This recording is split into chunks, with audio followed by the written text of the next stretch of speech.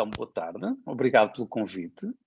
É sempre interessante para mim sistematizar o que eu ando a fazer em banda desenhada, uma vez que é a primeira vez, só me dei conta há pouco, que era a primeira vez que eu estava a fazer. Portanto, eu sou investigador no Centro de Neurociências e Biologia Celular da Universidade de Coimbra, faz parte do consórcio de ID-CIB, Centro de Inovação em Biotecnologia e Biomedicina, e sou professor de Biologia e Bioquímica no Departamento de Ciências da Vida.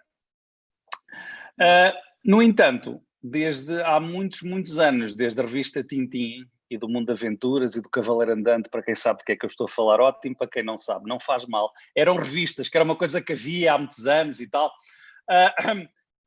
que me interessa por banda desenhada. E tenho sido levado isto, como também sou investigador, a certa altura comecei a pensar em aplicar, enfim, ideias que tinha em termos de investigação à própria análise da banda desenhada.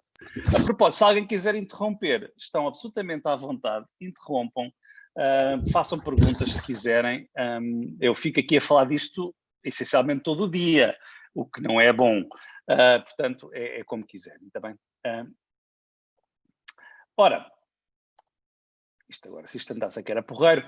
Numa definição muito simples, a banda desenhada é uma sequência de desenhos consecutivos, geralmente com texto, pode não ter, a banda desenhada muda, que formam uma mensagem, que pode ser ou não uma história. Há a banda desenhada abstrata, por exemplo. Há a banda desenhada muda. Há várias correntes de banda desenhada.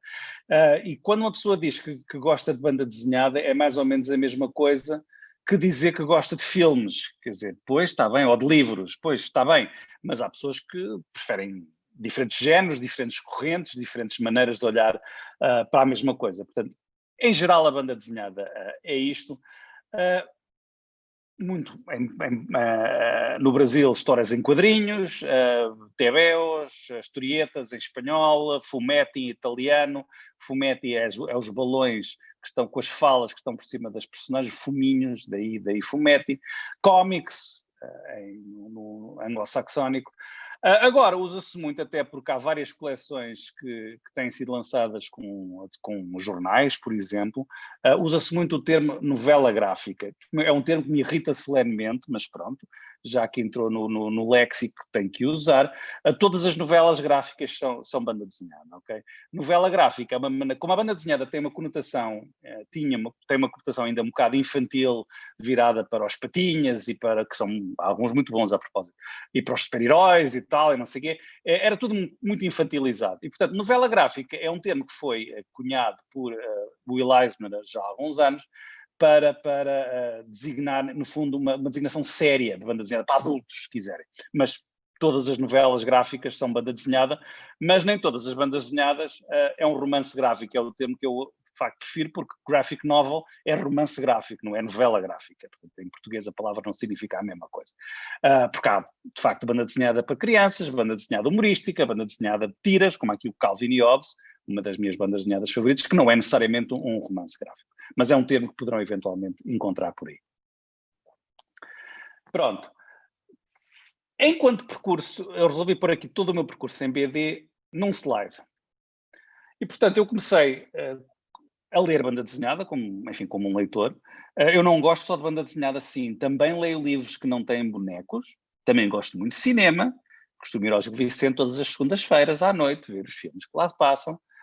Enfim, gosto de muitas coisas, mas como gosto muito de banda desenhada e havia, enfim, menos gente a gostar disso do que de outras coisas, eu comecei a escrever umas coisas sobre a banda desenhada. Há muitos anos que escrevo o Jornal de Letras, ainda, e depois comecei uma série de projetos que me foram convidando a participar. Isto enquanto era biólogo que trabalhava com células estaminais e espermatozoides e oócitos e células e moléculas e cenas, e que fazia a minha investigação enquanto biólogo, que eu também gosto muito de fazer. Portanto, isto era o meu universo paralelo, se quisermos assim. A minha costela de nerd, que eu assumo sem qualquer problema. Estes são alguns dos projetos que eu fiz, todos eles em colaboração com o meu amigo João Miguel Lameiras, aqui de Coimbra também. E, essencialmente, o primeiro chamava-se As Cidades Visíveis, Ainda se pode encontrar por aí, sobretudo dado que a sua editora fechou portas agora, a Cotovia. É um livro da Cotovia, foi uma encomenda da BDteca de Lisboa e era uma abordagem ao universo das cidades obscuras, uma série de François Chuitan e Benoît Peters, dois autores belgas, um belga e um francês, na verdade, muito focada na parte arquitetónica que eu gosto particularmente. As Cidades Visíveis é um pescar do olho ao Italo Calvino e às Cidades Invisíveis. E nós fizemos então este livro que debate esta obra de Chuitan e Peters. No entanto, o livro é um bocadinho começou logo por ser um bocadinho diferente. É, na verdade, as atas de um colóquio fictício que nós inventámos, com vários oradores que durante vários dias debatem esta obra. E nós criamos essas personagens. Portanto, não é... Os textos não são escritos por mim e pelo João Miguel Lameiras, são na verdade escritos por personagens que nós inventámos, cada um inventou 3 ou 4, um é um arquiteto, um é um historiador de arte, temos uma feminista radical que critica o uso de mulheres, a presença de mulheres neste universo, temos, enfim, um marxista que critica as estruturas de poder e tal, e portanto foi um livro bastante divertido e muita gente julgava que era um congresso verdadeiro que tinha ocorrido em Coimbra. Porque, pronto, as pessoas acreditam nestas coisas. Bem, foi interessante. Depois, com o Centro de Documentação 25 de Abril, fizemos aqui com o Paiva Beléu, outro homem aqui de Coimbra, que escrevia no Expresso, agora reformado, fizemos todas as bandas desenhadas que foram publicadas logo após o 25 de Abril, quer nas associações de estudantes, quer para ensinar as pessoas a votar, ou para que é que serviam os impostos, ou o que é que raio estava a passar. Lembremos que na altura Portugal era muito pouco alfabetizado e, portanto, usou-se muito a linguagem da banda desenhada nesta época. Era para ser uma reedição deste livro. Este ano, por motivos pandémicos, não saiu, vai sair no próximo ano, espero eu. Em relação a o que está aqui é o catálogo com as bandas desenhadas que nós escolhemos. Também fizemos uma pequena obra de ficção com o José Carlos Fernandes, que está aqui em baixo também. E depois, a partir daí, outros autores de banda desenhada começaram a procurar da mim e ao João Lameiras para fazermos histórias para eles. Estão aqui 2 livros, o Crossroads com o José Carlos Fernandes, o Eden 2.0 com o Luís Louro. Foram livros que fomos lançando ao longo deste tempo. Isto nada tem a ver com ciência, atenção. Isto é só mesmo banda desenhada. Pronto. Depois, já que isto correu tão bem, isto foi no final do século passado, em 2003 Coimbra era a capital da cultura e nós resolvemos reunir numa exposição, que foi ali no Museu da Ciência, todas as BDs em que aparecia Coimbra. E eram mais do que qualquer uma pessoa podia pensar. Convidámos para fazer o cartaz o François Chuitan, exatamente o autor das cidades obscuras, sobre quem tínhamos feito o livro. Portanto, ele fez este cartaz, este belo cartaz, que foi o cartaz dessa exposição, que também tem um catálogo.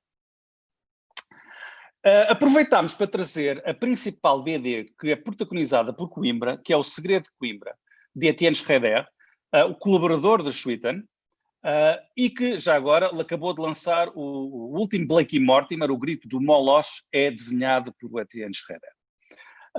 Ele fez este livro para a exposição Mecanismos do Gênio, da Europália, que basicamente se focava nos instrumentos do Gabinete de Física do Museu de Ciência, e nós trouxemos as pranchas todas. O Etienne é um tipo alto, muito simpático, trouxe os desenhos todos e aproveitámos para fazer uma reedição do livro. E fizemos também uma história, eu e o João Miguel, chamada Metamorfoses, sobre a destruição da Alta, que faz parte agora da nova edição do livro O Segredo de Coimbra, que podem encontrar na loja da Universidade, em português, em francês e em inglês, pelo menos nestas 3 línguas. Pronto. Depois, a nossa fama enquanto autores começou-se a espalhar e, essencialmente, recebemos uma encomenda da Câmara Municipal de Lolé para fazermos a história de Lolé em banda desenhada, que foi um projeto com o André Caetano, que eu já conhecia de outros projetos, e que foi um projeto muito interessante, que a Câmara de Lolé nos encomendou e nós fizemos toda a pesquisa para isso e tal. Se quiserem perguntar, então, porque é que não uma história de Coimbra ou uma história da Universidade, podem perguntar e eu terei todo o gosto em responder. Isto tudo relacionado ao facto que eu tenho uma livraria, salvo seja, tenho 25% de uma livraria chamada Dr. Cartoon, fica ali na loja, na Rua da Manutenção Militar, e que foi fundada por uma cidadã belga que veio cá fazer Erasmus. Não havia uma loja de banda desenhada em Coimbra, ela criou esta e depois nós comprámos essa loja. Eu, o Miguel, o João Miguel, o Miguel e o Galinha. o Fernando Ferreira, peço desculpa, mais conhecido como Galinho. E pronto, isto é o percurso não científico em volta da banda desenhada. O primeiro projeto científico de banda desenhada que eu fiz é este, com desenhos do André Caetano. Vou falar disto é mais pormenor, e vem na sequência de um projeto. Mas só para deixar muito claro, tudo isto, fora esta última banda desenhada das células estaminais, tudo isto era uma vida paralela que eu tinha, ok? Completamente afastada da minha profissão enquanto biólogo. Aliás, tinha muita piada eu ir aos festivais de banda desenhada na Amadora, ou em Beja, ou no Porto, quando ainda havia o Festival do Porto, ou até aqui em Coimbra, e às vezes levava convidados, investigadores que eu trazia cá a Portugal, dar cursos avançados na universidade, e eles ficavam muito espantados por lá pessoas me conhecerem e não saberem sequer que eu era investigador ou biólogo ou outra coisa qualquer. Achavam que era um autor de banda desenhada. Pronto. E porquê é que eu acho a banda desenhada tão interessante? Há várias coisas. Primeiro, mais uma vez, eu podia ficar horas a falar sobre isto. Mas pronto, temos aqui este belo desenho em que temos esta camarada com um ar de muito poucos amigos e este jovem que está claramente bastante assustado e não admira, porque está ali o machado. E depois temos um grito de terror, medo, etc, etc. Mas não há nada, não é específico o que é que aconteceu, embora seja relativamente fácil de adivinhar. Isto porque temos este espaço aqui em branco. E neste espaço em branco entre os desenhos, nós temos que fazer esta ligação, ok? Eu acho piada como é que nós fazemos estas ligações, que não é automático para todos, aqui é mais ou menos óbvio o que é que se está a passar, mas noutros casos pode não ser. E por outro lado, temos aqui as vozes das pessoas, as pessoas estão a falar, estão a gritar, com letras maiores, em bold, com pontos de exclamação, portanto, claramente estão a gritar, mas não ouvimos nada disto. Isto é na nossa cabeça que a gente põe as vozes, ok? Eu achava esta construção que o leitor tinha que fazer da narrativa, baseada no que lhe era dado pelo autor, achava isto extraordinariamente interessante. Mais interessante do que ver, bem, claro que o cinema também é super interessante, os romances também são muito interessantes, é tudo muito interessante, mas eu achava isto particularmente interessante, da maneira como se constrói uma história baseada em desenhos, em que a gente tem de criar parte do que se está a passar, porque não vemos. E pronto, a banda desenhada, eu não sei desenhar, portanto digo já isso, as pessoas pedem desenhos, pois, boa sorte, mas colaboro com desenhadores que sabem desenhar, e a vantagem da banda desenhada é que, com muito poucos recursos, podem-se criar, e agora vou só mostrar alguns desenhos de coisas, este é do Marvels, do Alex Ross, podemos criar, sem efeitos especiais, sem nada, de maneira muito barata, enfim, narrativas espetaculares.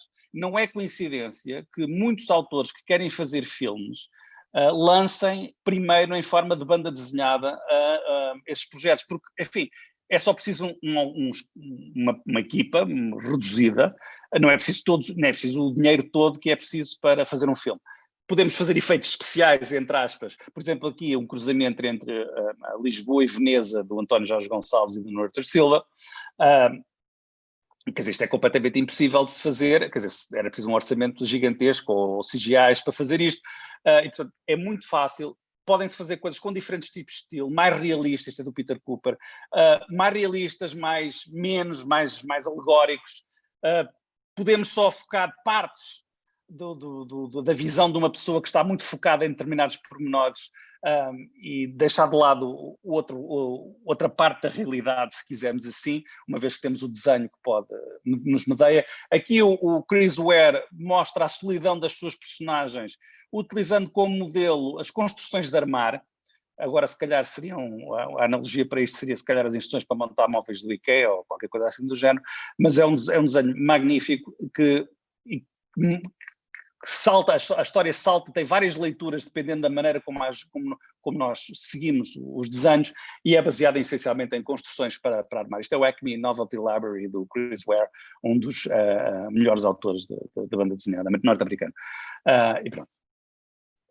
Por outro lado, há sítios em que tudo é muito silencioso. Aqui nesta história do Will Eisner é tudo bastante barulhento, isto é um bairro nova-iorquino nos anos 30, e portanto cheio de ruído, de movimento e tal, com o desenho inclinado a dar uma ideia que está ali uma grande confusão, e o rapaz tem que ir para a varanda porque senão nem se consegue ouvir a si próprio.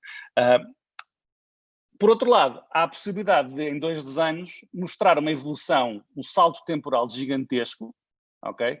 Em que é mais ou menos óbvio que passamos de uma arquitetura, isto é o Flatiron Building em Nova York, que aqui foi demolido, e dando lugar a um prédio espelhado mais moderno. Portanto, temos aqui claramente, sem muito texto, e só com 2 desenhos podemos ver aqui uma evolução notável no tempo, e não é preciso muito explicar-nos muito o que é que isto é, quer dizer, qualquer pessoa que olhe para isto percebe o que é que se está aqui a passar, enfim, em termos de evolução, em termos de, enfim.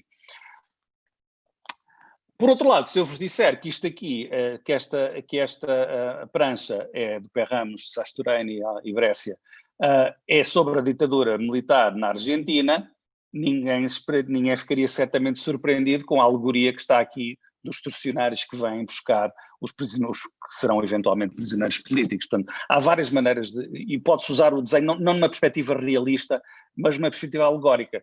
O caso mais famoso disto, já está lá adiante, mas também pode ser uma coisa surrealista, como o Jim Woodring, que é muito bom, como ele diz, quer dizer, ele fazia psicanálise e não lhe resulta, não funcionava muito bem. Começou a desenhar o Frank in the River, que é esta sua série, e basicamente sublima todos os seus problemas usando, isto são os seus sonhos, os seus muito psicadélicos e muito alegóricos, e ele basicamente desenha isso. Schwitter e Peters, mais uma vez, As Cidades Obscuras, é uma série que eu gosto bastante. Quem gosta de arquitetura pode ali ver todas as referências arquitetónicas, que é uma série de facto espetacular do ponto de vista gráfico e narrativo, quer a cores, quer aqui a preto e branco, aqui mais num universo de ruínas, que é o da Torre. Portanto, podemos criar assim universos fantásticos, criar maquetes, criar ambientes, de uma maneira, enfim, desde que as pessoas tenham talento para isso, muito simples e relativamente acessível. Podemos construir universos, isto é da febre do Urbicanda, também dos Schwitter e Peters, complexos, fantásticos, e depois, obviamente, também podemos destruí-los, não é? Isto é do Akira, do Katsuhiro Otomo, que é uma banda desenhada pós-apocalíptica japonesa muito famosa, também deu origem a um filme de animação muito famoso também. E, portanto, basicamente também podemos criar aqui narrativas de destruição. No Japão são bastante frequentes, pensemos no Godzilla e outros monstros semelhantes. Isto, obviamente, que há uma razão para isto. A razão tem muito a ver com o desenvolvimento da banda desenhada japonesa no pós-guerra, pós-Segunda Guerra Mundial, e também com os efeitos das bombas atómicas em Hiroshima e Nagasaki, que obviamente foram muito importantes em termos da psique narrativa deste género. O caso mais famoso é o Barefoot Gen, de Keiji Nakazawa. Está aqui uma prancha. O Keiji Nakazawa, o autor, foi um sobrevivente de Hiroshima e, portanto, essencialmente, ao fim de muitos anos, também a remoer tudo aquilo que tinha acontecido, encheu-se de coragem e fez esta narrativa em vários volumes, porque ele dizia que não conseguia viver com aquilo. E foi muito interessante a maneira como ele construiu essa história, uma história muito interessante também. Talvez a mais famosa a este nível é esta. O Mouse do Art Spiegelman, vencedor de um prémio Pulitzer, a única banda desenhada vencedora de um prémio Pulitzer nos Estados Unidos, em que temos uma alegoria, que também era um bocado ridículo fazer-se em filme ou até em animação, em que temos os judeus retratados como ratos, os nazis retratados como gatos, os polacos como porcos, o que causou grande polémica na Polónia, tem a ver com a natureza colaboracionista, enfim, que foram acusados, e os norte-americanos como cães. E, portanto, isto causou muita polémica, este tipo de representação causou enorme polémica, podemos discutir isso, quer dizer, quais são havia um famoso crítico literário que disse que nunca teria dado o prémio Pulitzer a Mouse, a esta obra, porque se batesse à porta do Art Spiegelman, só o daria se batesse à porta do Art Spiegelman e aparecesse um rapaz com cabeça de rato a abrir a porta. Porque, pronto, achavam que a alegoria não tinha aqui lugar e que o Holocausto era demasiado, ou a Shoah era demasiado importante para ser, mas a alegoria para ser retratada desta maneira. Mas a alegoria é muito forte e este livro ainda é hoje muito falado. Outro exemplo, Persepolis, da Marianne Satrapi, é uma artista de origem iraniana, agora radicada em França, ela é cineasta, tem feito vários filmes recentemente, agora por acaso estou-me a esquecer do filme mais recente dela, passou há pouco tempo aqui no Alma Shopping, e é sobre, usando a história da família dela, tal como o Art Spiegelman usa a história dos pais no Holocausto, os pais deles são sobreviventes de Auschwitz. A Marianne Satrapi conta a ascensão do regime dos ayatollahs no Irão, baseada na experiência da sua família. Este livro também é muito falado. Agora, por exemplo, aqui na China, isto é uma banda desenhada que retrata a revolução cultural. Estes são pessoas que estão a fazer a famosa autocrítica durante a revolução cultural do bando dos Corato. Saiu agora vários sobre Tiananmen, por exemplo. Há os países, sobretudo devido a imigrantes que foram para a França, que foi o caso aqui, ou para os Estados Unidos, os seus filhos estão a pegar nas suas histórias de família e a fazer banda desenhada sobre isso, a retratar isto em banda desenhada. Depois, há outra corrente que eu acho que é muito interessante, que é a banda desenhada de reportagem. O Joe Sacco é jornalista, é maltês, é de Malta, e faz reportagens em banda desenhada. Portanto, ele diz que prefere isto porque não tem que levar um cameraman, não tem que levar um técnico de som, não tem que levar grandes equipamentos, e tornou-se conhecido com o Palestine. Footnotes in Gaza é talvez o seu livro mais forte, porque são de facto coisas que se passaram na Palestina também, que foram muito pouco faladas. Safe Area Gorazde, na Guerra da Bósnia, e o mais recente é Paying the Land, sobre os nativos, as populações nativas norte-americanas e a exploração de que foram alvo ao longo de décadas, não propriamente aquilo em que as pessoas se têm focado, como as guerras de Índias, ou ocupar ou as reservas inicialmente, mas o que tem acontecido no presente com estes povos. E basicamente o que o Joe Sacco faz recriações e faz entrevistas, como qualquer outro jornalista, e depois faz recriações dos eventos com um desenho muito realista também. E tem ganho vários prémios internacionais. Há a possibilidade de fazer reportagem com banda desenhada, há várias pessoas a fazerem isto. Esta é uma que foi feita no Afeganistão, precisamente com a questão da educação das mulheres na altura dos mujahidins no Afeganistão, sobre o conflito do Médio Oriente e sobre relações históricas. Isto é uma banda desenhada do David B., o famoso autor francês, que vou mostrar exemplos mais adiante, e portanto o enquadramento histórico sobre isto. E fica de facto mais acessível. É mais barato, é mais acessível de fazer isto do que se calhar andar a fazer uma série de documentário ou um filme ou outra coisa qualquer. Do ponto de vista pessoal, há outra corrente pessoal muito interessante, que tem a ver com a banda desenhada autobiográfica. Isto aqui não é o Fun Home, da Alison Bechdel, que é uma autora norte-americana muito famosa, é já um livro sobre a análise ao Fun Home, que já é uma obra académica, que entrou rapidamente no cânon de estudos literários, não necessariamente, não só dos estudos literários, mas de estudos de género. A Alison Bechdel é uma autora famosa lésbica, norte-americana, e que descobriu, ao fim de vários anos, que o seu pai, que tinha falecido de acidente que se pensa poderá eventualmente ter sido um suicídio, que o seu pai era um homossexual reprimido que nunca se assumiu como tal. E, portanto, toda esta história é uma história do Fun Home, é uma história de descoberta dela própria e da sua família e do pai visto a posteriori. E é um livro extraordinariamente interessante, foi inspirador para imensas pessoas começarem a pegar, não necessariamente em histórias deste género, mas noutras histórias pessoais de vários tipos, seja de bullying, seja de passados relacionados com o consumo de drogas, ou, enfim, de vários tipos de violência doméstica, vários tipos de coisas. Portanto, foi uma das obras que marcou muito esta nova geração de autores. O David B., que eu já falei há bocadinho, que não se chama David B., mas pronto, é o nome de Plume, La Chanson du Homme, ou Epiléptica em inglês, é um título bastante mais simples e menos interessante, na minha opinião. São uma série de volumes em que o David B. conta a história da sua família,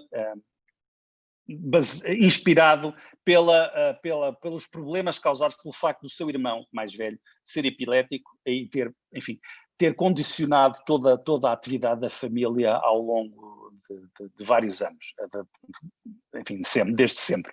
E, portanto, é uma história muito interessante, portanto, tem a ver com narrativas autobiográficas. Chester Brown, outro autor muito interessante também neste contexto, tem aqui a sua consciência, enfim, vai falando por ele. É uma maneira de pessoa falar sozinha, é uma coisa que eu também costumo fazer muito, para grande, enfim, grande consternação dos meus filhos e familiares, porque então quando vou na rua a gesticular ainda é pior. Mas pronto, o Chester Brown é um autor de BD autobiográfico, há vários, que avaliam a sua vida usando a banda desenhada como uma espécie de diário, em vez de fazer um diário, fazem banda desenhada, no fundo. Outros autores aqui, como o Ricardo Cabral, é um português, que faz aquilo que no fundo são cadernos de esquiços, o equivalente a cadernos de esquiços de arquitetos, faz travelogues, portanto faz banda desenhada das suas viagens em vários locais. Portanto, também há essa componente de diarística, se quiser. Portanto, há várias correntes na banda desenhada, basicamente é isto. E o que é mais interessante, isto, do ponto de vista da ciência, da comunicação de ciência que eu faço usando banda desenhada, estas partes não têm tanto interesse, mas tem graça no sentido em que, pronto, se olharmos para aqui, para uma página de banda desenhada, sendo o nosso sentido de leitura da esquerda para a direita e de cima para baixo, é evidente que se o presente é este cantinho aqui em cima à esquerda, o futuro está nesta direção, está para a direita. Sem conotações políticas, naturalmente. E se o presente está aqui, o futuro há de estar aqui em baixo. E o que o Fred faz aqui nesta página do Filémon, que é uma sua série emblemática, é basicamente faz a personagem avançar no tempo, mas depois, utilizando a página como um todo, fala recuar ao passado, essencialmente. Que é uma coisa que eu acho muita piada.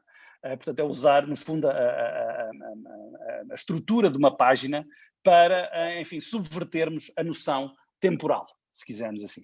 O Marc-Antoine Mathieu, na sua obra Jules Corentin à Fac, na sua série, ainda faz mais, que é que basicamente cada uma das quadradinhos da banda desenhada é um quarto e a personagem salta para as fronteiras, para a tal fronteira onde nós temos que imaginar o que é que se estará a passar, e a personagem avança e recua no tempo. Eu acho isto muito interessante. Para quem conhece o Oulipo, que é o Ouvroir de Littérature Potentielle, que é uma espécie de laboratório para a literatura, há também o Oubapo, o Ouvroir de Bande Dessinée Potentielle, que há vários autores franceses envolvidos nisto, que fazem experiências deste género, brincando, enfim, com a estrutura espaço-temporal da banda desenhada. Por outro lado, a certa altura também comecei a interessar-me já que sou cientista, por banda desenhada de temática científica e comecei a tentar perceber o que é que há, porque eu francamente não sabia. Isto começou quando eu vivia em Portland, no Oregon, na costa oeste dos Estados Unidos, e resolvi ir à San Diego Comic Con, que é um evento hoje que é quase impossível lá ir, mas quando eu lá fui, já foi no século passado, ainda era possível arranjar bilhetes facilmente, e era relativamente barato, e eu resolvi lá e comecei a ver o que é que havia de banda desenhada de temática científica. E conheci uma pessoa que, em retrospectiva, me fez pensar um bocado, agora, hoje, eu penso, fez-me pensar um bocado nisto. Era um senhor chamado Jim Octaviani, que é um cientista nuclear, é de física nuclear, é formação, fez o doutoramento em física nuclear, mas a certa altura achou, depois do doutoramento, que, enfim, isto da física nuclear, enfim, já tinha dado o que tinha a dar no caso dele, e começou a fazer banda desenhada de temática científica baseado em biografias de cientistas primeiros e descobertas marcantes. O seu primeiro livro, ou um dos seus primeiros livros, é o Fallout, que pega na história de Oppenheimer e de Leo Szilard. Oppenheimer, a pomba, Leo Szilard, o falcão, se quisermos olhar para isto num contexto de Guerra Fria, e portanto toda a ciência e toda a parte social do desenvolvimento da bomba atómica nos Estados Unidos. Depois, mas agora fala de outras coisas, falou sobre psicologia, sobre primatologia, antibióticos, enfim, variedíssimas coisas. E, portanto, tem a sua editora que é especializada neste género de coisas. Entretanto, comecei a pesquisar mais, como é evidente, a certa altura isto é como as cerejas. Quer dizer, o Logic Comics, feito por dois matemáticos, é sobre o Bertrand Russell e a vida de Bertrand Russell, colocado em banda desenhada, foi traduzido para existe em português, portanto é um livro excelente, que eu recomendo vivamente também. Por outro lado, estas são partes mais enfim, realistas, se quisermos assim. O Fritz Haber, que está aqui do lado direito do David van der Muller, é uma série muito interessante, porque o Fritz Haber, Prémio Nobel da Química, era também um químico judeu, alemão, e que se tornou conhecido, infelizmente para ele, por inventar o gás que foi usado primeiro na Primeira Guerra Mundial e depois adaptado para as câmaras de extermínio na Segunda, o que é assaz irónico. E, portanto, é muito interessante ler a história dele enquanto investigador e enquanto ser humano num mundo específico do entre-guerras, da Primeira Guerra para a Segunda. Portanto, comecei a perceber, olha, afinal, há banda desenhada de ciência, se calhar eu devia pensar em qualquer coisa sobre isto. Mas não pensei. Vou ser muito honesto, não pensei. Nesta fase inicial. Depois também, obviamente, que encontrei outras bandas desenhadas mais simples, mais, enfim, quase panfletos, que no fundo servem para transmitir mensagens sobre, neste caso, sobre saúde, mas sobre pode ser outras coisas, em países onde a literacia não é muito elevada. Neste caso é sobre o HIV-Sida, mas também há sobre a malária, sobre a poluição, sobre a importância de higiene, enfim, há várias coisas muito simples que eu comecei a ver, olha, afinal, a linguagem da banda desenhada também é utilizada neste tipo de comunicação de ciência, que eu achei muito interessante. Depois também temos o humor científico. Esta série eu recomendo a todos os meus alunos de doutoramento, chama-se PhD Comics, está disponível online. É de um senhor chamado George Shum, este também aluno de doutoramento, de robótica, no caso, em Stanford, que a certa altura resolveu deixar-se disto e começar-se a dedicar a 100%. Isto aqui é a relação entre um orientador e o orientando durante o doutoramento, basicamente. Pronto. Essencialmente, a minha mensagem é a seguinte. Se tiverem a fazer uma tese, quer de mestrado, quer de doutoramento, e tiverem problemas, provavelmente o Jorge Cham já fez uma DD sobre isso. Aliás, na verdade, ele numa entrevista diz que primeiro era ele que fazia as histórias baseadas na sua experiência, mas agora são pessoas que lhe mandam coisas que lhes acontecem. Pronto. Isto, vários exemplos de BD aplicado à ciência, mais aplicado à ciência ou temas científicos. Depois, também comecei na comunicação de ciência, que eu também, enfim, tenho andado a estudar nos últimos anos, a importância da história, de criar uma narrativa, de criar uma maneira das pessoas prestarem atenção à ciência e, sobretudo, prestarem atenção à ciência correta, que no caso aqui da pandemia tem sido um desafio, como presumo que também têm visto ao longo do tempo. Há várias correntes nisto, podemos falar um bocadinho sobre isso, se entenderem. Este livro é muito interessante, Houston, We Have a Narrative, é um senhor chamado Randy Olson, que é um biólogo, que começou como consultor de Hollywood, portanto para filmes de temática científica, e começou a ficar farto dos cientistas e do processo científico ser sempre retratado de uma maneira, enfim, infantilizante, anacrónico, errado, para não dizer outra coisa. E tentou falar com os produtores de Hollywood para eles corrigirem isso. Eles disseram, sorry, quer dizer, arranjam uma maneira melhor da gente fazer isso que funcione para o grande público, e portanto ele tem-se dedicado a fazer isso, e esta é uma reflexão que ele faz sobre a necessidade de haver uma história, uma narrativa clara em ciência. Claro que o problema disto tudo é que quem é cientista sabe que as narrativas claras geralmente só aparecem a posteriori, enquanto estamos a fazer a ciência, geralmente não é assim tão linear. Por outro lado, uma corrente muito interessante, e eu tenho agora andado a fazer formações nesta área, começou com este livro deste antropólogo, Arthur Frank, que ficou doente, com uma doença debilitadora, e começou a achar que as narrativas médicas que estavam no fundo, de ser um doente no sistema de saúde e, sobretudo, não estar bem, havia ali uma questão qualquer de comunicação e que as pessoas não estavam a olhar para o doente enquanto pessoa, ok? Isto complementa-se com aqui o trabalho da Rita Charon, que é uma médica norte-americana, mas que depois de fazer o curso de medicina foi para a clínica e achou que, de facto, não tinha tido na faculdade de medicina, aliás, qualquer médico dir-vos-á eventualmente isso, não tinha tido o treino para lidar com pessoas, tinha tido o treino para lidar com análises, sintomas, mas não com pessoas. E que, apesar de terem os mesmos sintomas e os mesmos problemas, cada doente tinha uma abordagem diferente à sua condição, se quisermos assim, e ela achou que isto era muito importante que fosse refletido na prática clínica. E então fundou esta corrente chamada Narrative Medicine, que não é só para doentes, atenção, é também para cuidadores, portanto, para médicos, enfermeiros e tal, para as pessoas porem as suas histórias e, portanto, a partir das suas histórias, informarem, enfim, um cuidado mais humanista e holístico, se quiserem assim. Isto, portanto, chama-se medicina narrativa. Há vários grupos sobre isto. Há um curso no Porto, que vai ser online, que eu fiz o ano passado, presencialmente, mas este ano vai ser online, que é em janeiro, um curso intensivo na Universidade Católica do Porto. Na Faculdade de Ciências e na Faculdade de Letras e da Faculdade de Medicina da Universidade de Lisboa, há também um núcleo nesta área.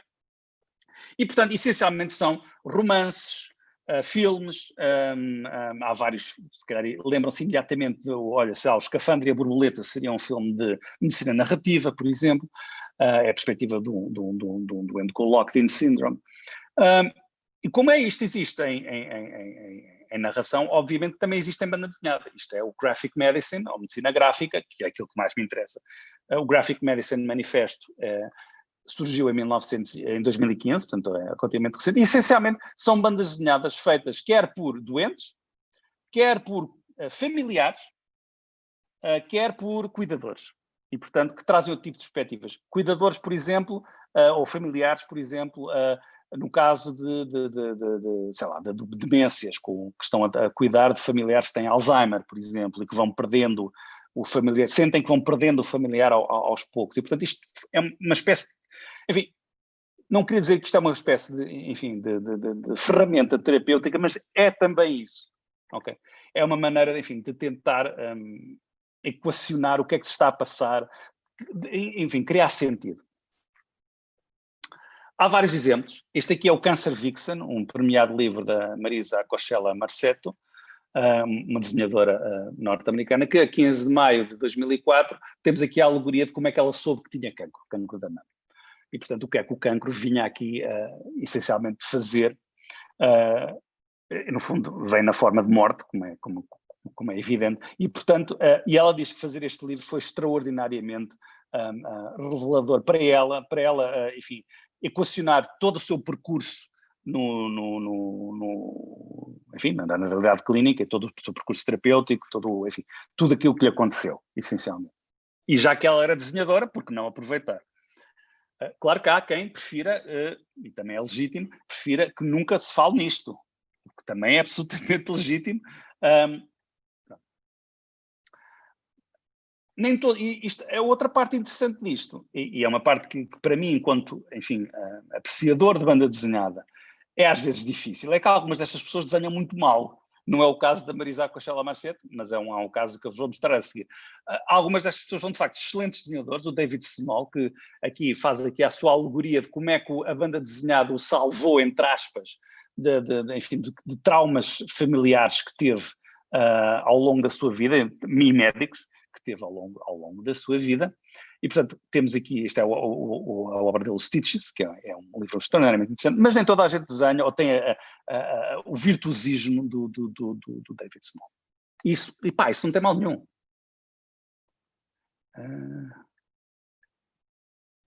Ok. Estou a ver se há aqui alguma pergunta interessante. Não, o Evaristo tem que se ir embora. Paciência. Pronto, era ver se havia alguma pergunta. Pronto. Isto pronto.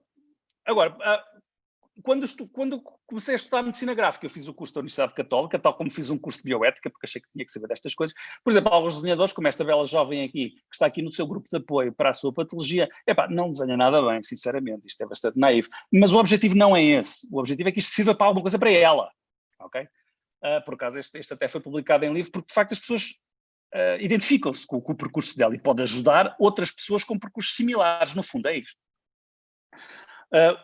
O Ian Willems, que é um médico de província no Reino Unido, em Inglaterra, criou um alter ego, o Dr. Ewan James, que é um médico bastante incompetente, em que basicamente ele ele que recria, enfim, toda a sua infância, enfim, infância entre aspas, clínica enquanto médico de província, em que foi atirado para uma população em que, além de ter que cuidar da saúde das pessoas, era, enfim, um repositório de outras informações que lhe chegavam e que ele não sabia muito bem como lidar. E, portanto, sublima isto nesta série, que é bastante interessante. O Daryl Cunningham, isto é do seu livro Psychiatric Tales, tem os dois componentes. É um cuidador, portanto ele é enfermeiro, em unidades de psiquiatria no Reino Unido, e portanto aqui discute sobre o sistema de saúde, como é que é feita a triagem, como sabem, a saúde mental é um tema bastante polémico. Por outro lado, o próprio Daryl Cunningham revela-se enquanto, por vezes, profundamente depressivo, e isto é a parte pessoal, da avaliação da vida pessoal dele, portanto tem uma parte enfim, se quiserem, de crítica ao sistema, ou da avaliação do sistema, de como é que a saúde funciona no Reino Unido, nomeadamente no caso da saúde mental, mas aqui tem, quer dizer, a posição dele aqui à beira do abismo e o buraco aqui no interior claramente mostram que, do ponto de vista gráfico, não é preciso grandes coisas para perceber que há aqui um sofrimento em causa. Depois o livro depois explica. Ora bem, para sistematizar isto é muito importante termos pretextos. E o meu pretexto foi este. Eu fui para Portland, como já disse, tinha ido nos Estados Unidos, e trabalhava em biologia da reprodução, tinha que produzir embriões. A vantagem dos embriões, os embriões são estruturas absolutamente fascinantes, mas os embriões de mamífero crescem muito devagar. E, portanto, enquanto os embriões crescem, eu tinha ali umas horas valentes de espera. E eu resolvi procurar coisas para fazer, porque, sinceramente, enfim, era um bocado chato. Portanto, eu descobri que eles tinham o Northwest Film Center, que é no Museu de Arte Moderna em Portland, em que tinham cursos de cinema, em que ensinavam as pessoas a fazer, enfim, a avaliação de cinema, a escrever argumentos, coisas desse género, e que me ajudou a sistematizar muitas destas questões que eu já tinha vindo a pensar antes, mas de uma maneira, enfim, académica, se quisermos assim. E, portanto, os horários eram pós-laborais, o que me dava imenso jeito. Portanto, os embriões, enquanto os embriões estavam calmamente na incubadora a desenvolver-se, eu apanhava um metro, ia até ao museu, tinha umas aulas e depois voltava. Mais tarde, nos Estados Unidos, fiz uma sabática na Universidade de Califórnia, em São Francisco. Publicámos um belo artigo na Nature, e enquanto estávamos a fazer este belo artigo na Nature, um colega deste laboratório disse: ouve lá, a Nature publica contos de ficção científica numa secção chamada Nature Futures. É uma página, e tu tens lá pôr uma ideia espetacular numa página.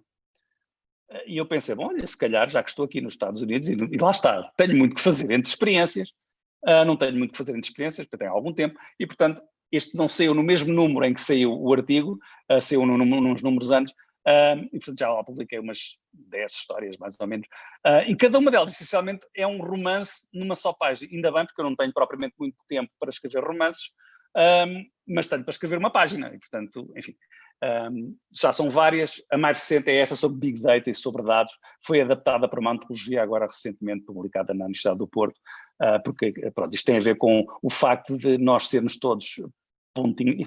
Para quem conhece a série Black Mirror, isto é muito parecido, ok?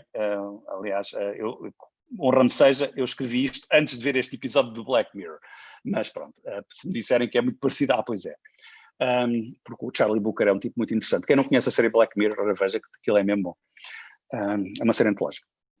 É muito melhor que a recriação do Twilight Zone, infelizmente, tenho que dizer isto que o Jordan Peele anda a fazer, que de facto, enfim, não é assim extraordinário. Pronto. A outra parte disto é perceber que enquanto eu estava a fazer ciência, isto é uma imagem de um artigo científico meu, que também estava a usar a linguagem da banda desenhada. Isto é um espermatozoide, da esquerda para a direita, a fazer uma determinada função. Ok? Isto é a linguagem da banda desenhada, no fundo. Com a diferença de que não é preciso muita imaginação para ver o que é que se está aqui a passar. O movimento é relativamente simples. Isto é um espermatozoide a entrar dentro de um óvulo. Isto é a fertilização, que vocês estão aqui a ver. Isto é os espermatozoides a ligar, depois entra e tal, e depois isto já é o óvulo fertilizado. Portanto, já é um zigoto, um embrião. Isto é a linguagem da banda desenhada também. Isto é o tal, os tais embriões de que eu vos falava, que ficavam na incubadora calmamente, eu programava a máquina para a câmara fotográfica para tirar, esperava que eles não se mexessem, para tirar a fotografia de tempos a tempos, e isto é o mesmo embrião ao longo de vários dias, na verdade. E, portanto, isto também é, no fundo, uma linguagem equivalente a uma linguagem de banda desenhada. E se pensarmos nisso, que mais recentemente as revistas, pelo menos as da minha área, das ciências da vida, têm utilizado aquilo que se chama Graphical Abstracts, que não são mais nem menos que usar 2 ou 3 vinhetas de banda desenhada para explicar o que é que raio que o artigo trata, de maneira super simples. Portanto, por exemplo, há já colegas meus que se especializaram em fazer graphical abstracts para os artigos dos seus centros de investigação, por exemplo. E, portanto, é uma linguagem que está a ser aplicada em ciência também. Pronto. E aqui chegamos então a 2013, quando o Centro de Neurociências e Biologia Celular ganhou um projeto da Ciência Viva.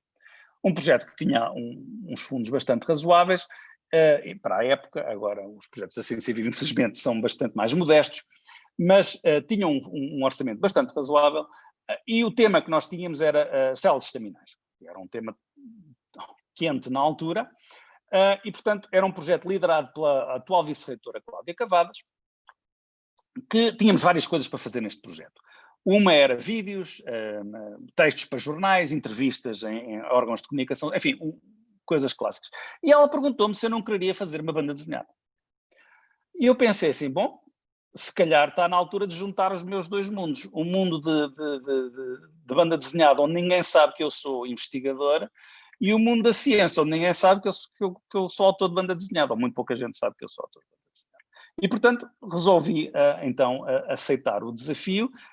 E peguei nas minhas aulas, essencialmente, para o pessoal que foi meu aluno e que já vi cá alguns aí, isto são as aulas de DD, de Diferenciação e Desenvolvimento, sobre células estaminais, e resolvi pôr esses conceitos, de uma maneira muito simples, numa BD, que foi ilustrada pelo André Caetano, que era cliente que eu conhecia do Dr. Cartoon, que me levava lá os seus portfólios para eu ver. Eu sabia qual era o estilo dele, sabia que ele era capaz de fazer isto, mas o André, obviamente, não é de ciências.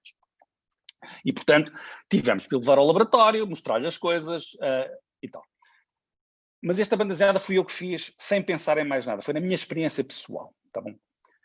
E temos aqui, e usei 2 tipos de estilos. Um estilo mais realista, em que temos investigadores a fazer coisas. Eu disse ao André que as pessoas tinham que ter luvas, tinham que ter máscaras, não tem nada a ver com a pandemia, como é óbvio. Tinham que ter bata, pronto, essas coisas tinham que estar mais ou menos realisticamente retratadas, mas depois também resolvi fazer. As células estaminais, essencialmente, são células que fazem várias coisas, mas têm que ser ensinadas a fazer coisas, têm que ser levadas para um determinado destino. E, portanto, eu resolvi pensar que se calhar iam para as aulas e aprendiam a ser coisas diferentes e tal. Então, fizemos aqui uma antropomorfização das células e, portanto, pusemos as células como personagens. Pronto, o livro teve uma imensa graça. Foi distribuído com o público em dezembro de 2013, numa edição de 10 mil exemplares, ou assim uma coisa qualquer. Foi uma edição mesmo bastante grande. Teve um sucesso muito grande. Ainda hoje está em PDF, é livremente disponível no site do CNC e tem sido usado em escolas, que as pessoas têm dito. E, portanto, tem sido muito, muito interessante. Mas eu estava sempre com aquela... Eu fiz isto na minha cabeça e não sabia se isto estava bem explicado ou não, não é? E então aí vem a segunda parte deste projeto. A segunda parte deste projeto, o que o projeto para a Ciência Viva tinha também como investigadores a Teresa Girão, atual diretora adjunta do Museu da Ciência, que tinha uma aluna de doutoramento que é interessada em comunicação de ciência há muitos anos, aliás era a responsável de comunicação do CNC na altura, e tinha uma aluna de doutoramento de que eu era co-orientador. O outro orientador era o António Gomes da Costa, talvez a primeira pessoa que me pôs a pensar em comunicação de ciência, e que hoje é um comunicador de ciência freelancer, que trabalha em vários sítios, está sediado em Paris, foi professor da Universidade de Coimbra durante muitos anos. E a Sara disse: professora, será que eu posso usar a sua BD para o projeto de doutoramento? E então que é para ver o que é que as pessoas perceberam disto ou não. Porque, de facto, eu não sabia. As pessoas tinham gostado, mas está bem, ok, gostar, o desenho é giro, o André desenha muito bem, conseguiu transmitir os conceitos, mas será que as pessoas perceberam alguma coisa? E então a Sara fez uma parceria com uma psicóloga, fizeram uma série de questionários em que mostravam que, de facto, as pessoas até percebiam alguma coisa com a banda desenhada, coisas que eu achava que as pessoas não iam perceber e que eram difíceis, as pessoas até percebiam. Pelo contrário, havia coisas que eu achava que eram óbvias, as pessoas não percebiam. E, portanto, eu fiquei a perceber que aquilo que eu pensava, se calhar havia maneiras de quantificar isto e de fazer uma chamada, o que hoje as pessoas chamariam isto, uma avaliação do impacto. Pronto. Isto foi publicado, a Sara publicou isto como parte da sua tese, como um artigo científico, e isto mostrou-me que era possível fazer duas coisas. Primeiro, que era possível fazer investigação nisto, que não era sem pipetas, naturalmente, sem células, sem, enfim, aparelhos sofisticados, mas com publicação de ciência, e que se podiam publicar artigos sobre isto. Também mostrou outra coisa, que aquilo que nós tínhamos feito, que era fazer a banda desenhada primeiro e ver o seu efeito depois, era um bocadinho, enfim, errado. Devíamos ter feito isto ao contrário. Devíamos ter primeiro pensado como é que íamos, qual era o objetivo, e depois feito a banda desenhada. E só para vos mostrar que é exatamente isso que fizemos.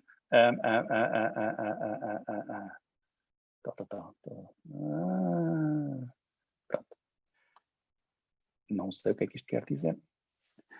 Ora bem, só para vos dizer que depois, passado 2 anos e meio, em dezembro, isto foi em dezembro de 2013, em dezembro de 2015, recebi um telefonema da Teresa Firmino, que é a editora de Ciência do Público. E ela disse-me assim, olha João, em 2016, em janeiro, vai fazer 500 anos que Thomas More publicou o seu livro Utopia. Portanto, vamos ter uma edição especial do Público com vários textos sobre a utopia. E várias, enfim, entrevistas e tal, sobre o conceito de utopia, o que é que significa hoje, enfim, esse tipo de coisas. Aquilo que se faz nas efemérides, basicamente. E será que o João não estava interessado em colaborar com isto? E eu pensei, ok, está bem, eu escrevo um texto sobre isso, tal, sobre utopias e, enfim, o que é que a ciência poderá trazer nos próximos anos e não sei o quê. E ela disse, não, nós não queremos um texto já temos muitos. Você agora é autor de banda desenhada científica e, portanto, nós queremos uma BD. Pronto, assim fiquei com o rótulo do investigador que faz BD. Pronto. E falei outra vez com o André, consegui que ele fosse pago para este projeto, que o público não queria fazer, que eu acho um piadão. Não acho piada nenhuma, mas pronto. E, portanto, essencialmente fizemos uma banda desenhada, eu e o André, em que enquadramos aqui a história por trás da utopia em si, que eu li quando tinha para aí 15 anos, como bom adepto de ficção científica, li todo, enfim, o Cyrano de Bergerac, além de Júlio Verne, li para trás todos eu tinha lido a utopia. E, portanto, pomos os cientistas aqui a discutir sobre coisas que podem ou não aparecer, isto foi em 2 páginas, foi o que ela me deu. E temos aqui os cientistas, ao início todos muito contentes, depois aqui os mesmos, todos nada de acordo. Várias coisas que poderão ocorrer num futuro mais ou menos próximo, aliás, algumas estão-se a verificar agora. Mas, ao mesmo tempo, resolvi usar a metáfora dos refugiados, na altura um tópico, e na altura ainda, agora menos por causa da pandemia, na altura um tópico muito em voga, para mostrar que muitas destas coisas não é para toda a gente. O acesso a isto vai ser altamente seletivo, dependendo naturalmente das possibilidades financeiras de cada pessoa. E, portanto, a pôr essa nota, enfim, talvez menos utópica na BD. Pronto. E, portanto, aqui tínhamos um template que foram 2 páginas, ela disse, mais que 2 não vos arranjo, e eu comecei a pensar, espera aí, isto se calhar nós podíamos aqui fazer qualquer coisa com isto. E, portanto, o que começámos a fazer foi precisamente isto que está aqui. Eu era, na altura, diretor do CNC, a Sara Amaral, minha antiga aluna de doutoramento, tinha, no fundo, substituído a Teresa Girão, na altura que estava no Jardim Botânico, agora está no museu, como diretora, como responsável pela comunicação do CNC, e eu resolvi vender esta ideia ao público. BDs 2 páginas, em que nós focávamos tópicos interessantes para nós enquanto investigadores e tentámos, enfim, trazer um bocado da investigação que estamos a fazer ao grande público. Para isso, em cada tópico, já escolhemos uma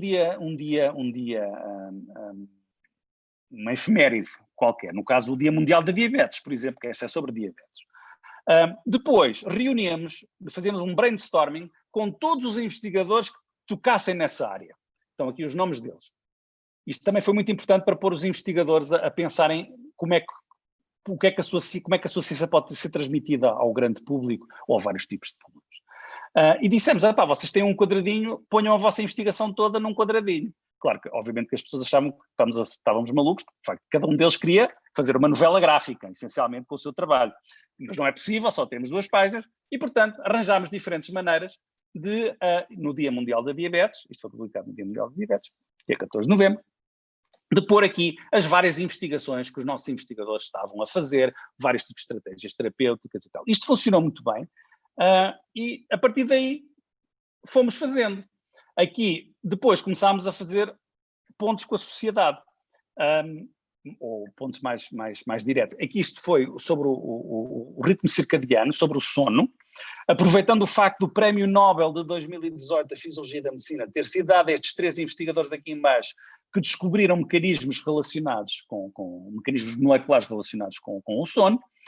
Isto foi feito em conjugação com a Associação Portuguesa do Sono.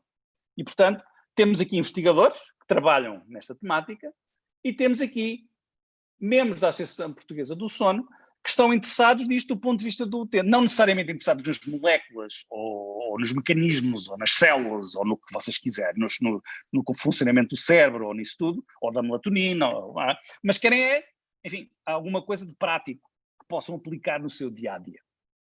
Portanto, mais uma vez, procurámos ter aqui informação genérica sobre o sono e depois focando na investigação que vamos fazendo. Isso foi também com desenhos do André Caetano, que nesta fase do campeonato já se tornava bastante popular, enfim, como método científico.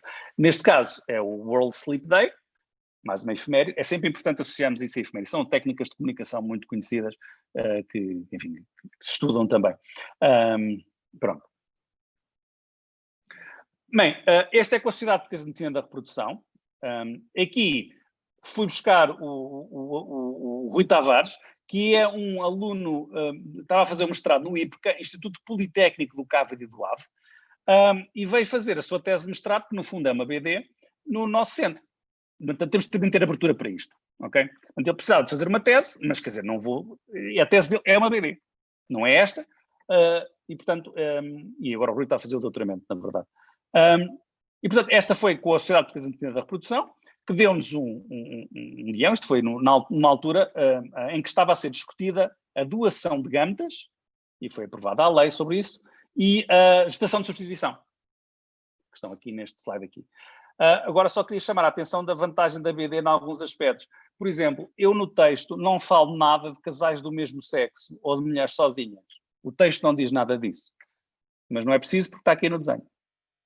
Ok? Portanto, lá pelo texto não dizer, não quer dizer que não se possa fazer. Por outro lado, a parte interessante disto é também a parte legal. Ou seja, isto apesar da ciência ser igual para toda a gente, porque de facto é, e na verdade na estação de substituição é uma ciência super simples, não tem nada especial, os diferentes cores no mapa indicam a aplicação diferentes da lei. A lei não é a mesma para toda a gente. Portanto, e é uma questão que convém pensarmos quando estamos a fazer investigação, é que nestes tópicos mais com impacto societal, enfim, a lei não é igual para todos. Pronto, esta é sobre a ELA, a esclerose lateral amiotrófica. Isto é um exemplo de medicina narrativa que está aqui em cima. Por exemplo, podemos falar sobre isso se quiserem, isto foi feito em colaboração com a APELA, com a Associação de Doentes com Esclerose Lateral Amiotrófica. O seu presidente foi um dos coautores, e basicamente o que eles disseram é, vocês têm que mostrar os nossos problemas do dia-a-dia, os problemas de acesso, por exemplo, que o André retratou aqui. E também as maneiras diferentes como as pessoas encaram a doença. O Stephen Hawking e o Zeca Afonso, que ambos tiveram isto, e encararam a patologia de uma maneira completamente diferente. Isto tem a ver com a sua personalidade e com aquilo com a maneira como eles, enfim, se consideravam enquanto pessoas. Portanto, apesar de terem o mesmo diagnóstico, a maneira como enfrentaram a questão foi diferente. Isto é uma questão de medicina narrativa também. Portanto, a mesma forma não se aplica a todos. Basicamente, é tão simples como isto. Pronto. E isto foi feito então em que tivemos o cuidado de pôr doentes e cientistas e investigadores a falar. Isto foi um trabalho, de facto, coletivo. Depois, se uma pessoa começa a tornar-se conhecido, está quase a acabar, a Ciência Viva, havia um efeméride de experiências que foram feitas na Ilha do Príncipe em 1919 para ajudar a validar a teoria da gravidade, a teoria da relatividade geral de Einstein, e disseram, pá, podias fazer uma BD. Foi o Rui Tavares que desenhou esta. Eu não percebo nada de física. E, portanto, aqui também temos que enfrentar o nosso desconhecimento. E, portanto, isto é o Rui, isto sou eu muito favorecido, e, portanto, basicamente, a história por trás desta é a história do nosso desconhecimento e de como é que nós chegamos, enfim, à história que foi a explicar a pessoas coisas que nós, quando começámos, não sabíamos. Obviamente que eu contei aqui com a ajuda preciosa do professor Filhais, do Fernando Nogueira, também do Departamento de Física, do Maximiano Ferreira, de outros físicos, que obviamente leram o guião, viram os esboços iniciais do Rui, para a gente não fazer nenhuma bacurada, como é evidente. Como é que nós sabemos que este projeto correu bem? Porque a Ciência Viva encomendou-me outro no ano a seguir. É o melhor sinal que vocês têm que uma coisa correu bem é quando nos pedem para fazer outra. E esta era sobre um projeto conjunto da Ciência Viva e das comissões da Comissão das Comissões do Magalhães, de Fernando Magalhães, e tem a ver com a circunnavegação do Fernando Magalhães. Aqui, o traço caricatural do André, eu achava que não se aplicava muito à encomenda que me fizeram, que era uma banda desenhada realista. O Rui Tavares também não tinha nem ainda a capacidade de retratar movimento ou arquitetura, ou neste caso barcos e outras coisas que eu achava que eram precisos e, portanto, usei os meus contactos da banda desenhada para contactar o Miguel Jorge, que é um ilustrador de Lisboa, que fez, então, a banda desenhada sobre a história da circunnavegação e do Fernando Magalhães e da chegada às Molucas.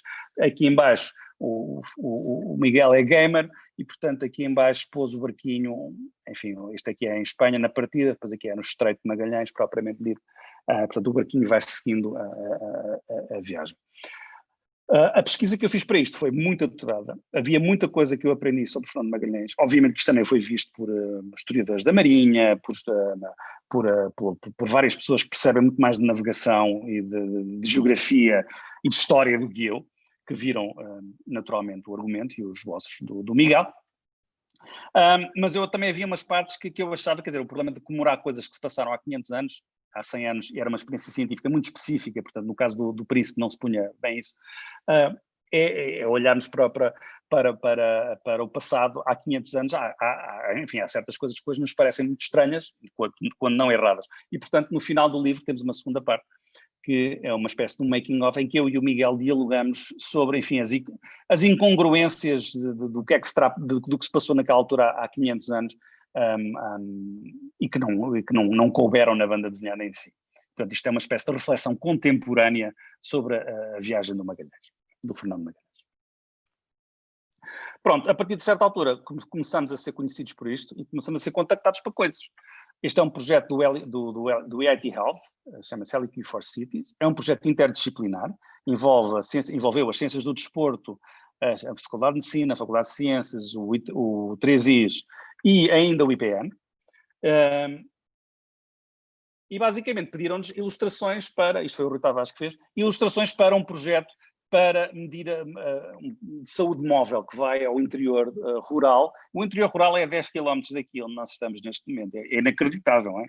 Então eu aprendi imensa coisa sobre terras que estão aqui a pouquíssima distância. E, portanto, basicamente aqui o desafio foi adaptar aquilo que nós tínhamos feito para as células estaminais e para outras bandas desenhadas curtas à população local, que se tem que identificar com aquilo que nós estamos a mostrar. E, portanto, basicamente o Rui começou por desenhar, enfim, ginásios, ambientes urbanos e cafés e bares e não sei o que, e tivemos que lhe dizer ao Rui, tens que ir aos sítios e ver como é que as pessoas são, que não são assim.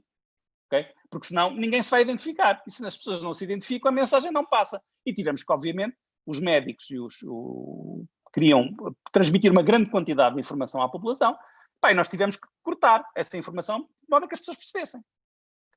Portanto, e já agora, chama a atenção, passa a publicidade para o projeto que temos em curso agora, que é o Fígado Equilibrado é meio caminho andado. O site é www.figadogordo.com, sem acentos, tudo seguido, e basicamente é um projeto de investigação que foi montado como eu achava que o projeto devia ter sido montado. Ou seja, tem um questionário, tem uma banda desenhada e depois tem outro questionário. No fundo, isto é o que a Sara Amaral fez com as das células estaminais. A diferença para isto é um projeto europeu, é uma rede ITN, de Marie Skłodowska-Curie, que vai acabar para o ano, portanto é um projeto devidamente aprovado pelas comissões de ética, proteção de dados, está isso tudo garantido, e é um projeto são 13 projetos sobre o fígado gordo, e o 13º, é o projeto da Mireia Alemany Pagés, uma investigadora catalã, que está a fazer o seu doutoramento no 3IS, sob minha orientação, e da Marisa Azul, do programa em Biologia Experimental e Biomedicina, tal como o Rui Tavares, já agora, o projeto dela é só sobre comunicação. Inicialmente, os meus colegas dos outros 12 projetos estavam altamente céticos, por jogar, então isto não tem moléculas, não tem células, não tem mecanismos, tem ratos, não tem não sei o quê, como é que raio é que vocês vão fazer artigos disto? Bem, são simplesmente outra maneira de abordar a ciência, e neste caso a comunicação de ciência. E portanto, como é que isto começou? Primeiro fomos para o terreno e falámos com a Mireia, que é a primeira autora, eu e a Marisa Azul somos os coordenadores do projeto, mas recrutámos uma psicóloga, a Mariana Moura Ramos, uma socióloga, a Sara Araújo, da FEUC e do SES, temos aqui cuidadores, portanto, da parte da enfermagem e da parte médica da enfermagem, e fomos falar com cuidadores, com clínicos e com doentes, que estão em risco de desenvolver fígado gordo. E, essencialmente, este é o artigo que a Mireia publicou, mais uma vez mostrando que é possível fazer trabalho científico com isto, mas a banda desenhada foi feita depois de fazermos esta pesquisa. Portanto, vai ser editada, vai estar disponível em PDF e vai ser editada em livro em português e em inglês pela imprensa da universidade, mas vai estar disponível em PDF, além destas duas línguas, em catalão, espanhol, francês, alemão, polaco, checo e italiano, ou seja, todas as línguas do consórcio. Portanto, a banda desenhada foi feita de modo a que as personagens que lá estão e que poderão eventualmente ver, foram pensadas são tiradas de histórias de vida que a gente tirou do contacto com os doentes. Ou seja, são amálgamas de histórias de vida. Quer deles próprios, quer dos seus filhos, dos seus pais, o que vocês quiserem. E a parte científica, que lá está também, é a parte que ou que os doentes gostariam de conhecer, ou que os clínicos achariam que eles deviam conhecer. E, portanto, procurámos fazer isto de maneira... A minha ideia é construir isto de uma maneira integrada, e agora vamos ver se resulta, e para isso, se puderem preencher e divulgar, eu agradecia, porque isto era para ser feito com grupos focais, ou seja, o Rui Tavares, que está a fazer o doutoramento dele na parte gráfica, a Mireia na parte narrativa. A ideia dele era trazer as personagens, trazer os esboços e mostrar isto às pessoas.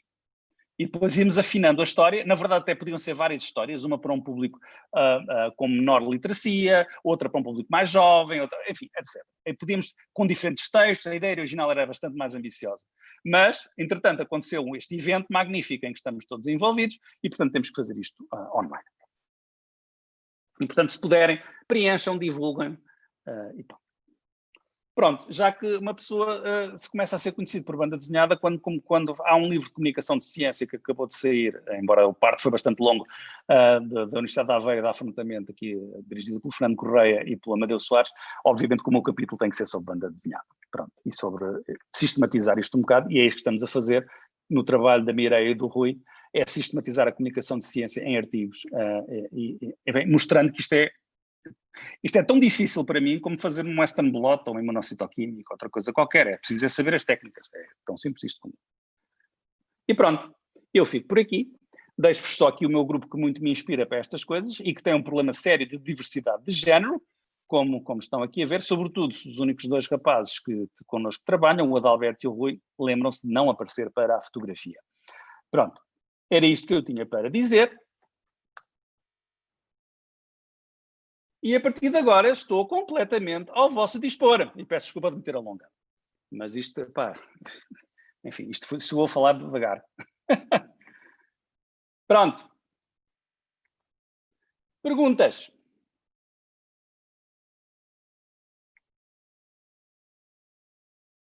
Oh, Manuel, tem que tirar o silêncio, pá. Está a falar, mas eu vejo a falar, mas não é nada. E agora, já está? Agora já. Pronto. Eu estava a dizer que se calhar ia começar por um comentário que aqui está feito da Fernanda Costa, que diz que cada vez mais tem a certeza que o talento não é mais do que a apropriação de códigos linguísticos que traduzem a tristeza aberrante da condição humana. O domínio da simbólica... Credo! Exatamente.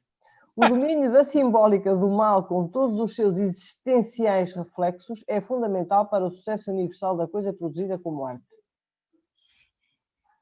Eu tenho a dizer que, não sendo eu de uma área que discute essas coisas, eu, para discutir isso, ia dizer asneira. E eu uso muito a lógica do Wittgenstein, que é quando não sei, calmo. Portanto, neste caso, o que eu posso... Eu só falei da minha experiência pessoal, e a única coisa que enfim, a única pessoa que eu conheço verdadeiramente bem, e mesmo assim devido, é o próprio. E, portanto, sim, é verdade, a apropriação de códigos é uma constante, é como aquela coisa, aquela famosa citação, não é nada se cria, tudo se copia. Enfim. Mas sim, quer dizer, o que eu acho é que a parte de interdisciplinaridade, a parte que eu acho mais importante aqui, é que interdisciplinaridade não é só dizermos que fazemos coisas interdisciplinares. É termos que falar com pessoas que, de facto, olha, como a Fernanda, falam coisas que eu não percebo. E temos que perceber. Exatamente. Ou seja, alguém tem que me explicar e eu tenho que ter a abertura para perceber. E nem sempre é o caso. Devo dizer que uma parte mais interessante do nosso trabalho, nomeadamente com os psicólogos e os sociólogos com quem nós temos trabalhado, é encontrar não só investigadores do nosso lado, biomédicos, como a Mireia ou o Rui. O Rui é um ilustrador, enfim, a formação dele é arte gráfica. Mas a Mireia é uma investigadora biomédica. É encontrar investigadores que tenham essa abertura para falar com outras pessoas. E encontrar do outro lado quem também tenha a mesma abertura. Posso lhe dizer que tentámos vários psicólogos e vários sociólogos. Porque não foi fácil. Porque, pronto, quer dizer, todos nós temos, como diz um amigo meu, esta é uma anedota de engenheiros, quando a única ferramenta que nós temos é um martelo, todos os problemas parecem pregos. E, portanto, a gente dá marteladas independentemente de qual for o problema. Pronto, a interdisciplinaridade constrói-se em diálogo constante, senão é uma chatice. Ok? É o que eu tenho a dizer sobre isso. Pronto, agora, não me vai por a mim a discutir teoria literária ou outras coisas, ou semiótica, ou outras coisas assim. Quer dizer, eu posso ir à Wikipédia e tirar umas palavritas e tentar não sei o quê, mas nunca vou chegar ao nível que já estão outras pessoas, faço-me entender. Claro, é evidente. Nem tenho tempo, nem pachorra. Pronto, mas a pachorra também se cria, também se trabalha. Pois, quer dizer, todos nós temos as nossas escolhas. Faz escolhas. Exatamente. Sim. Eu, por exemplo, posso lhe dizer que o curso de medicina narrativa, que foi intensivo, foi uma semana inteira, em janeiro, e eu apanhava o regional das 4 da manhã, ia para a Universidade Católica do Porto, tinha as minhas aulinhas e voltava. Portanto, quer dizer, quando a pessoa está disponível, mas era uma coisa que eu achei que precisava para, enfim, racionalizar de maneira mais lógica aquilo que eu estava a fazer do ponto de vista até ético, bioético, se quiser. Sim. Está bem? Pronto, há aqui também o André que está a perguntar como é que se chamava aquela prancha com o retângulo do meio, que andava para trás no tempo. É uma prancha do Filemon. A primeira é do Filemon, é uma série do Fred. Agora, se me perguntar qual é a prancha, já nem sei. Mas é do Filemon do Fred. A outra é do Marc-Antoine Mathieu, que, o Marc-Antoine Mathieu é o Julius Corentin Akfak, é a personagem. E ele tem uma coisa muito engraçada. Por exemplo, olha, houve uma página em que ele recortou um quadrado no meio da página. E, portanto, quando está a ler aquela página, está a ver, no fundo, a página a seguir.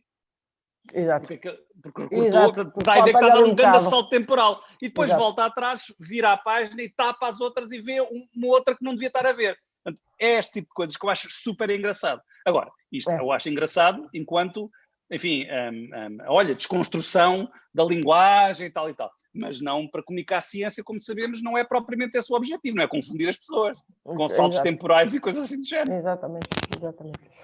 Pronto, e entretanto está aqui mais uma, que aliás todos podem ir lendo, que pergunta sobre, numa fase em que se ouve falar muito de ciência cidadã, qual é a sua opinião para utilizar a banda desenhada para conseguir chegar mais perto dos cidadãos e dos outros stakeholders para que estes possam ser ativamente envolvidos em projetos de investigação. Mas é exatamente isso, este projeto do Fígado Gordo foi exatamente isso. Em vez de nós investigadores, acharmos top-down, isto é um doente com esta patologia, deve saber, fomos ter com eles, perguntámos o que é que eles sabiam, e eles transmitiram-nos o que é que sabiam, o que é que gostariam de saber, quais eram os conselhos que eles estavam interessados e que eles achavam viáveis, não é? Porque isto é uma coisa que me ensinaram, isto é de trabalhar com sociólogos, depois também dá, por exemplo, fizemos uma coisa eu não mostrei aqui, para os Jogos Europeus Universitários, em 2018. Foi um projeto também de comunicação de ciência que fizemos para os Jogos Europeus Universitários. E a primeira coisa que o nosso consultor de sociólogo na altura, o professor Ricardo Nunes, disse foi, vocês vejam lá quem é que põe como referência, não ponham o Cristiano Ronaldo. Claro. Porque as pessoas vão pensar, ele é um extraterrestre, por mais que eu treine 1000 horas, nunca vou chegar a ser o Cristiano. Portanto, sejam realistas. Portanto, não vale a pena, temos de ter uma coisa, isto só se faz falando com as pessoas. Exato, indo aos locais e percebendo. Aliás, foi isso há bocado que disse, exatamente. Exato, não, foi o que nós fizemos. Aliás, a Marisa Azul está a fazer um projeto muito interessante com o Jardim de Infância aqui da Universidade. Ok? Porque mesmo é curioso como é que miúdos tão pequenos conseguem assimilar conceitos que, alguns dos meus alunos de licenciatura têm alguma dificuldade em assimilar. É muito curioso. E, portanto, mas obviamente que a linguagem tem que ser diferente. A maneira como a gente põe as coisas tem que ser. E temos que falar coisas e mostrar-lhes. Portanto, a ideia disto era, o Rui desenhava os esboços, fazia uns layouts muito simples, não um desenho completo, e depois íamos mostrar às pessoas. Depois víamos, ok, o que é que vocês acham disto? O problema é que estes doentes, são doentes de alto risco para outras patologias. E, portanto, quando veio a pandemia, toda a parte presencial, o contacto com os doentes foi feito em 2018, 2019, mas quando apareceu a pandemia, tornou isto impossível. Estamos a fazer isto online. Obviamente não vamos chegar ao mesmo tipo de público, é óbvio, não é? Claro. Porque parte daqueles doentes que nos ajudaram a fazer a história, nem vale a pena falar de revolução digital, porque eles nem a revolução analógica fizeram. Ok? Claro. E portanto temos que afinar isto. A minha ideia original era até fazer uma espécie de uns legos. O equivalente a uns legos, quer dizer, que seriam bloquinhos de histórias, sem texto, que depois cada pessoa pegava naquilo e escrevia uma mensagem que lhe parecesse bem para aquele doente, para aquele público em particular, e fazia uma espécie de do it yourself. Claro.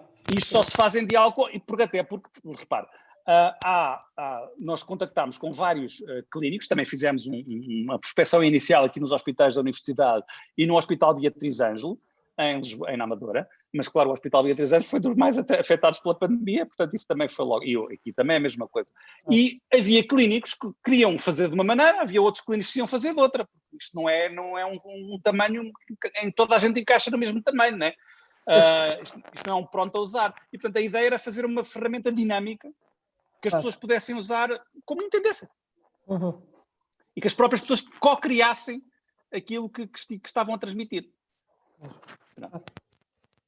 Não sei se alguém queira fazer alguma pergunta, podem ligar os microfones, entretanto, eu só fui avançando com as perguntas que aqui estavam. Pronto. Eu tenho uma pergunta. Diga, Carolina. Olá. Olá. O que é que acha que é um erro básico em termos de divulgação de ideias em banda desenhada neste contexto que muitas pessoas ignoram? Um erro básico. Um erro básico é tu tens que ter noção qual é o teu público-alvo. E tens que o conhecer minimamente. É aquilo que eu estava a dizer há pouco. E o livro das células estaminais correu bem para um determinado tipo de público. Mas não correu bem para outro tipo de público. Esse é um erro. Mas não é só em banda desenhada, é qualquer comunicação de ciência. É saber a quem é que tu estás a dirigir. E, sobretudo, não falares de alto. Ok? Não achares que estás a pregar. Porque isso aí, e não ser top-down, não utilizares sem saberes o que é que. Não usares o modelo do déficit. O modelo do déficit é um modelo de comunicação de ciência em que se presume que as pessoas não sabem nada e tu vais ter que lhes explicar. E é um modelo professoral que raramente funciona. Okay? Menos no contexto das aulas em que vocês são obrigados a ter lá a tapa. Mas geralmente não funciona muito bem esse tipo de modelo de comunicação. Aliás, está provado que não funciona muito bem. Este é um erro básico que eu acho que as pessoas comunicam. A banda desenhada é como tudo. O outro erro básico que as pessoas cometem é, por exemplo, pensar que a linguagem é universal. Não é.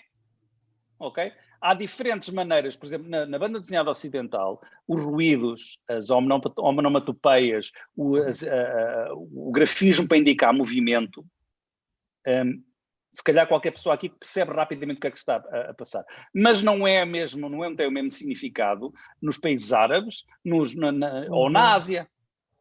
Ok? Entendo, portanto, sim. Estás a ver? Portanto, enquanto, por exemplo, isto é um erro básico que se comete. Agora há um investigador do centro, do meu centro, que está a fazer o doutoramento em anime, em banda desenhadas, em animação japonesa, e comunicação de ciência. Vai ser um trabalho muito interessante. Mas, quer dizer, a questão é essa, é que aquilo que tu achas que é universal, não é. Aliás, eu levei várias bandas desenhadas para quando fui à Jordânia, ao Médio Oriente, fazer um curso avançado, e as pessoas leem da direita para a esquerda. E agora? Lá tens que trocar a ordem das coisas, não é? Pronto, é esse tipo de questões. Em banda desenhada é sobretudo isso. E há vários símbolos que os autores usam aqui que não podem usar noutro contexto, têm significados completamente diferentes. Aliás, há um livro muito interessante de um senhor chamado Neil Cohn, que é How Universal is Comics. É exatamente sobre isto. Entendido, muito obrigada. Nada. Estás à vontade. Mais alguma pergunta de alguém? Eu também tenho uma pergunta. Força, Luísa. Boa tarde. Luísa Amado? És tu, Sim, Luísa? sou eu. És a Luísa que eu penso que tu és, não és? Sim, sim. Pronto, antes de mais, obrigada pela palestra, gostei muito, gosto muito destes temas que cruzam, ciência e artes e coisas, pronto. A sério, Luísa, não estava a par. Não sei se está, pronto. Estou razoavelmente a par. Pronto, a minha pergunta é, por exemplo, quando nós tentamos explicar um conceito científico que é complexo, por exemplo, as células terminais, é um bocado difícil evitar imprecisões científicas. Porque, como é óbvio. Pronto, a minha pergunta é, como é que se decide o que é bom de usar numa comparação, por exemplo, CRISPR-Cas9 é como se fosse uma tesourinha. Isso é bom. Mas, por exemplo, quando dizem, as células pensam, ou coisas deste tipo, eu já não acho que é muito bom, não é? Pronto. Luísa, isto é o problema, o que tu estás a pôr é sempre o mesmo, é o problema do mapa e do território, não é? Pois. O mapa de um território nunca terá sempre falhas em relação a representar o território, não é? Quer dizer, se fosse muito bom, era o próprio território e a noção do mapa não se punha, não é? Isto faz-se por tentativa e erro, sobretudo, isto é ciência, ok? É experimentando. Okay. Agora, de facto, sobretudo tentando evitar os teleologismos, quer dizer, as coisas, isto é assim porque é assim. Essa parte, e é assim, e está provado que é assim, e quem não acha isso é tonto. Esse tipo de linguagem é que não funciona assim, normalmente não funciona muito bem. Mas é uma questão de arranjar as metáforas melhores, quer dizer, o das células estaminais, a metáfora que eu arranjei foi, as células estaminais eram nós quando éramos pequeninos e podíamos ser tudo na vida.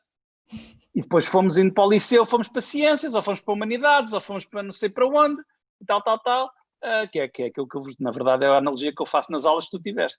Sim, exatamente. Pois, mas é interessante porque, não sei, quando uma pessoa vê, por exemplo, um vídeo ou qualquer coisa, de fora uma pessoa consegue distinguir o que é uma boa analogia e o que é que não é, mas como é que isso se faz? Luísa, é testando com o público. Tens uma ideia, em vez de... Uma coisa que a Sara Amaral, tu estás a fazer BCM, não estás? Sim, sim.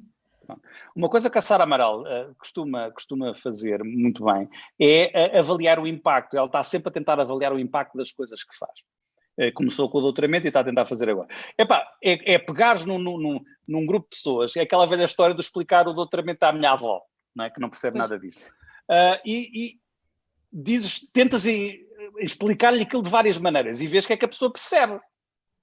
Ok? E vais vendo. E vais fazendo testes consecutivos, sucessivos, de como é que a coisa vai, porque de facto as células não pensam e é perigoso pôr a agência, por exemplo, a história do vírus, por exemplo, o vírus que faz isto, o vírus quer aquilo, o vírus quer aquilo outro. O vírus não quer nada, o vírus quer infectar células e multiplicar-se, certo?